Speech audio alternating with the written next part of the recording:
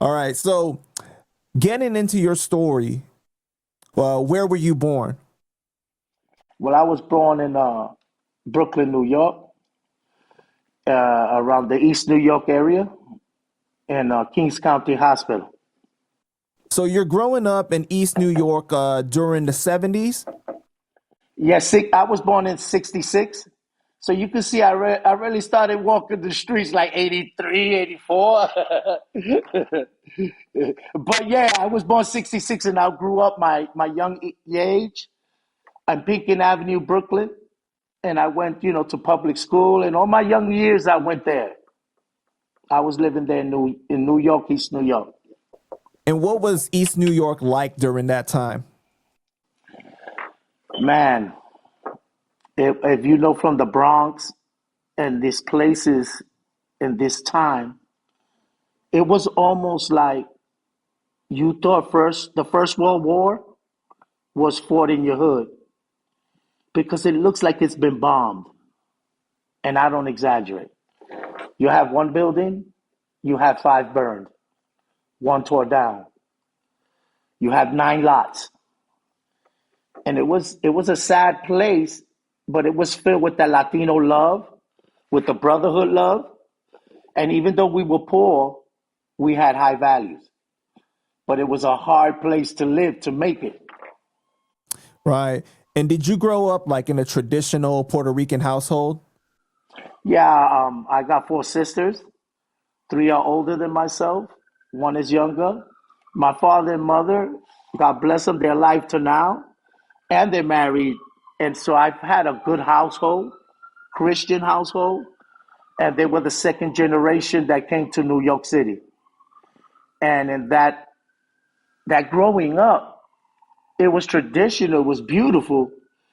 But in New York, I kind of got lost because it was a great time when the black movement was moving and the politics, the women's rights.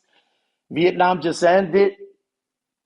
But being Puerto Rican, I used to be real proud of it, but I didn't know where the fuck I came from. What was Puerto Rican was.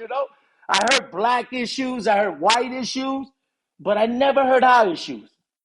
So it was a tough time to find your identity because there was so much going on and we were being left behind. Right. So you weren't seeing that representation for you in a sense of like, when you turn on the TV and you could see Puerto Ricans on TV, like the way that blacks were on TV, whites were on TV, and you could see the issues or the identity of what it was to be that exactly. Yeah, and that's why you see Zulu Nation at that time attracted so many different culture because spoke of that like that salad bowl, but still that identity. We came from one same place, and it gave us something to hold on to those cultures and immigrants that weren't even talked about. We were thrown like in a pig's pen, and we'll wait till we get to your issues. And I was really frustrated with that shit. No economy, nothing coming our way, nothing coming to our neighborhoods.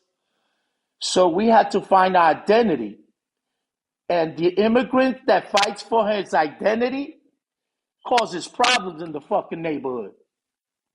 And your dad and your mom were like hard workers. They weren't even from the streets, right? They weren't like dibble dabbing in the streets. Your mom was a homemaker, right?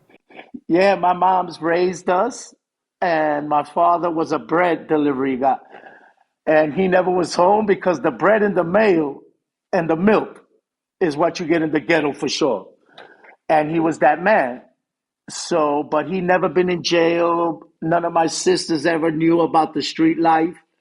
They knew the guys who sold and did the business on the corners, but they really house young girls. So I was like the only boy. So, and you learn in the ghetto one thing or in poor neighborhoods.